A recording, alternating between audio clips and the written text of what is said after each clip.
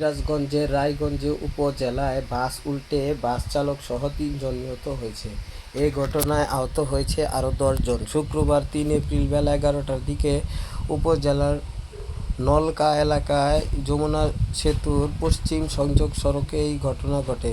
নিহতরা হলেন বগুড়া জেলার শাহজাদপুর থানার গোয়াইল গ্রামের আয়েস উদ্দিনের ছেলে বাস চালক জাহাঙ্গীর আলম, নওগাঁ বদলগাছী উপজেলার শ্রীরামপুর রাকিবুল ইসলাম রকেট ও সিরাজগঞ্জের বেলকুচি উপজেলার সমেশপুর গ্রামের মনিরুল ইসলামের স্ত্রী রাখি বেগম। যমুনা সেতুর পশ্চিম থানার উপপরিদর্শক বিতি খাতুন সাংবাদিকদের এই তথ্য নিশ্চিত করেন। তিনি জানান, ঢাকাগামী বুশরা পরিবহনের একটি বাস ঘটনাস্থলে পৌঁছলে হঠাৎ চাকা ফেটে যায়। এতে চালক নিয়ন্ত্রণ হারিয়ে ফেলে রোড ডিভাইডার এবং ওভারব্রিজের সাথে ধাক্কা খেয়ে আটকে যায়। এতে ঘটনাস্থলে বাসের চালকসহ ২ জনের মৃত্যু হয়।